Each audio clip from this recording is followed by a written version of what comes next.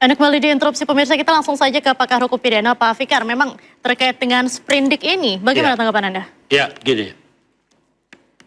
Tadi dikatakan perkara ini sebenarnya perkara sederhana.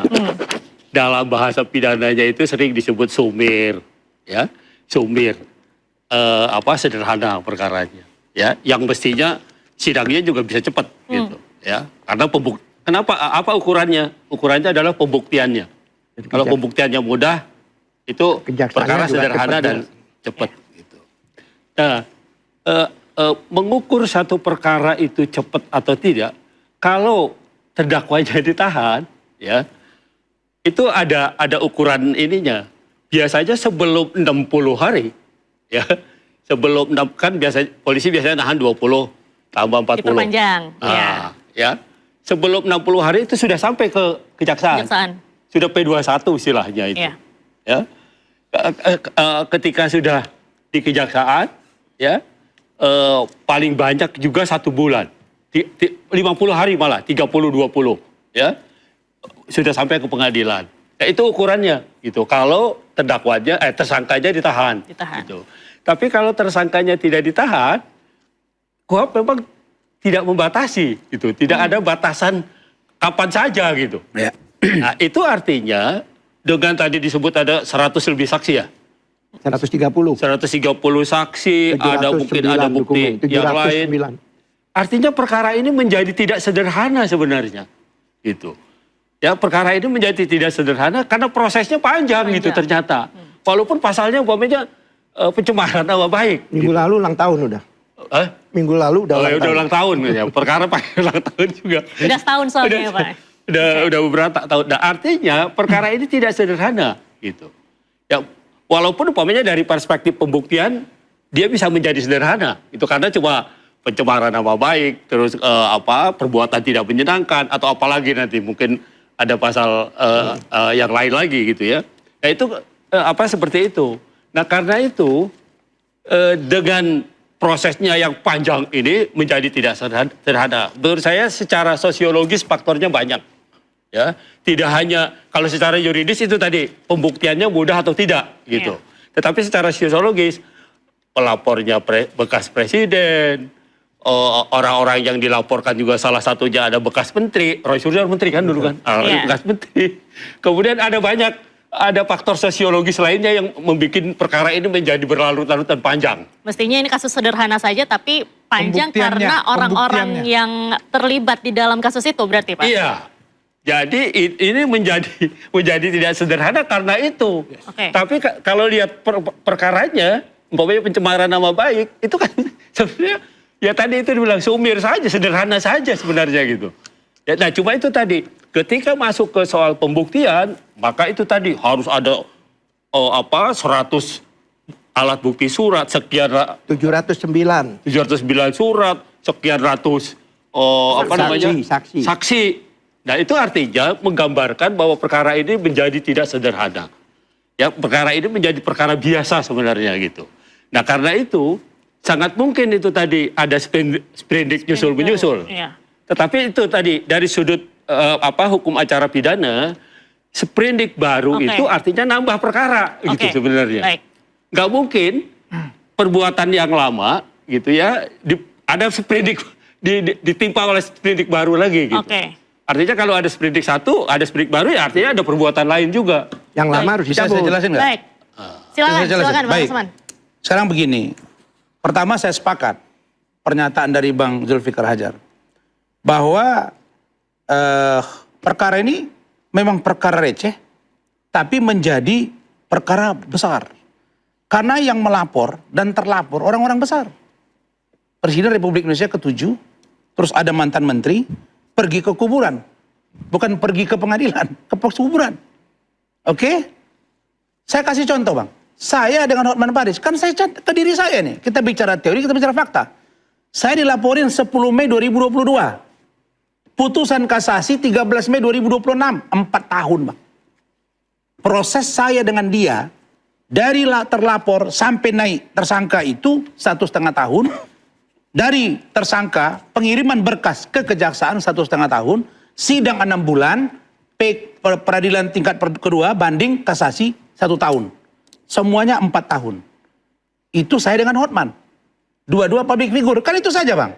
Bagaimana dengan ini? Ya saya yakin akan panjang. Itulah konsekuensi dari sebuah pertaruhan. Tapi saya mau jabarkan begini. Bahwa, supaya jangan salah, yang Abang sampaikan tadi, fungsi dan tujuan sprindik. Saya bacain.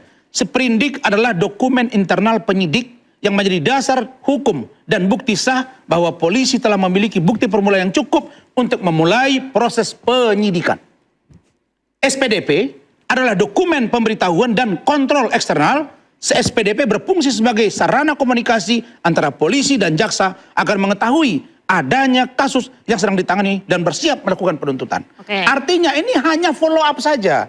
Ini pegangan penyidik, sana pegangan jaksa. Ketika itu dilihat ada ketidaksesuaian, itulah koordinasi antara mereka. Maka sprindik dan SPDP tidak jauh beda dalam hal ini. Tapi yang saya mau katakan adalah, saya mau bilang tadi Bang, kalau di kepolisian begitu lama mereka baru menetapkan tersangka, maka tidak boleh juga kita salahkan kejaksaan kalau mereka hati-hati. Karena itu maka jaksa harus melengkapi ini. Nah, kita baru lihat beberapa waktu ini akan segera P21. Monggo kita bertarung di pengadilan. Jangan cuap-cuap di media. Kalau tidak puas, ranahnya di pengadilan, pra-peradilan, atau laporkan ke Propam, ada biro wasit, dan lain sebagainya. Kira-kira itu. Karena kalau kita berdebat ini tak ada ujungnya. Itu loh maksud saya. Gini. Ya, saya cukup jelaskan. Ya, masalah P21 ini selalu digaungkan sejak beberapa bulan yang lalu. Ini minggu depan. Saya nggak ikut Bang, baru ini saya Bang. Bukan saya dari Anda, bukan dari Anda.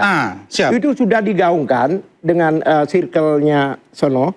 Itu dikatakan udah banyak. Minggu depan, kemarin contohnya hari Jumat contohnya dan sebagainya. Ini. Jadi begini masalahnya. Tifa dan Roy itu tidak punya kepentingan pribadi Bang. Apa coba? Nggak ada. Yang dimasalahkan dia ini dokumen publik. Yang mana untuk kepentingan publik. Dia pribadi nggak ada deh. Kalau dia cuat-cuat dan sebagainya. Cuat-cuat bukan untuk dirinya. Dokumen ini dokumen sah atau tidak Bang? Yang mana? Yang dipersoalkan Roy dengan Tifa ini. Sekarang begini. Kan hasil scanning Bang. Ini kan ada sejarah. No. Ini scan. Loh. Bagaimana Abang katakan itu bisa menjadi sebuah data otentik? Sekarang ini dengan adanya dengan teknologi ini, IT pun jadi pembuktian. Tetaplah tidak asli Bang. Apanya? Nggak bisa Bang ijazah asli saya dengan di copy atau di scan dianggap asli. Nggak bisa Bang. Orang mereksa ini janin itu hanya dengan dugaan. Sekarang itu ada USG. Lah itulah teknologi. Tapi ini kan bukan itu Bang. Dan itu teknologi bukan menjadi barang bukti Bang. Bahaya itu Bang. Nah kenapa ada undang-undang ITE? Loh, undang-undang ITE itu tadi jangan ada sampai orang yang dipoto orang punya, terus Anda katakan itu asli, itu jadi persoalan Bang. Merubah data yang bukan asli menjadi asli. Gara-gara bukti ITE. Iya. Bang, nah, ini faktanya. Bang, kalau kita mau jujur Bang. Contoh. Bang. Bukan. Bang, kalau kita mau jujur Bang, kan selalu Roy Suryo itu bilang, mana legal standing, mana legal standing. Saya tanya, Roy Suryo itu ahli telematika, sertifikatnya di mana Bang? Abang kan klien Abang dia. Sebentar. Bagaimana seorang yang bukan ahli telematika, ngaku telematika, bilang ini ijazah orang ini bukan 99,9%. Saya ini lawyer. Saya selalu berbicara berdasarkan undang-undang, ketentuan, hukum, dan sebagainya. Ini ada sesuatu yang baru lagi, menarik. Kami mendapatkan surat, ya kan, dari Komnas HAM, yang melampirkan surat dari kepolisian.